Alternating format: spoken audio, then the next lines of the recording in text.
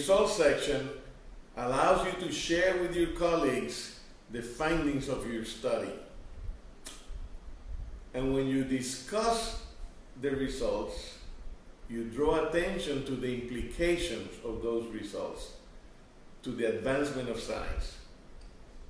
So how do we then make sense of all this, and because, I started with history and I'm now into experiments, and each stage of the research will give you different products that you need to analyze and present in support of your ideas. For example, when we start with the historical analysis, we use pictures a lot. For example, I have pictures of the national forest in the 1930s when there were no trees around the forest, and there were huts and, the houses of poor people, etc. And I take a picture now, and I have McDonald's, and I have urban areas, and beautiful green forest. And so you compare pictures, historical pictures, give you a sense of how the landscape is changing.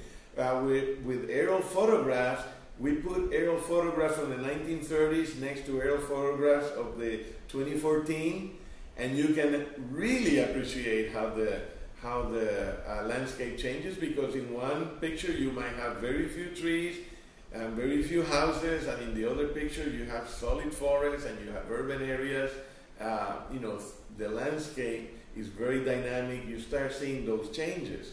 Then when you go and you do your inventories, what you want to do is you want to compare, you make charts of the species composition, how the abundance of species change over time, and you can then see which species are increasing in abundance, which species are decreasing in abundance.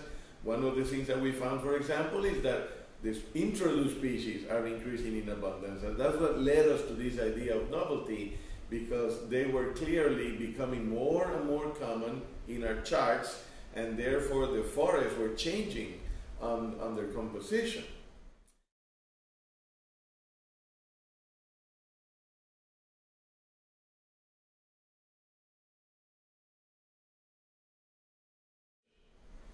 Then you start looking at the function of the forest, and you measure the productivity, you measure the biomass of the forest, and then you do bar graphs where you compare, for example, the biomass of noble forest with the biomass of native forest, and see who has more, who has less.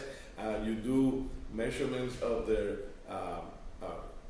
let's say, their function through litter fall, and who produces more litter, who produces less litter. You compare them, natives and noble forests, with charts that summarize the ecological parameters that you're measuring.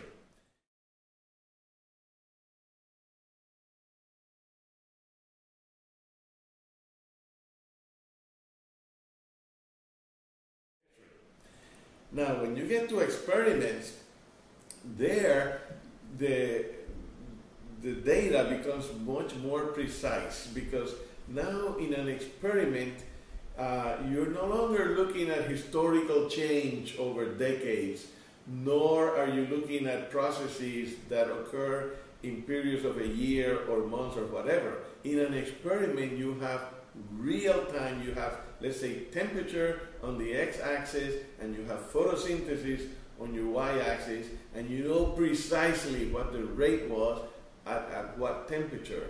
And so you can start charting the actual response of plants to whatever parameter you're studying. In our case, we're doing the experiment with temperature, so we can plot temperature against photosynthesis, temperature against respiration, and we can do that in leaves, or we can do it in the soil, or we can do it on the stems, or we can do it even for animals.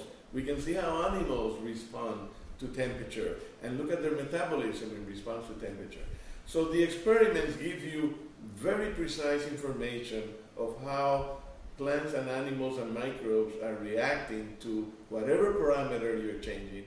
Visit the Natural Enquirer website for more information. There you can learn more about how to analyze and understand your data.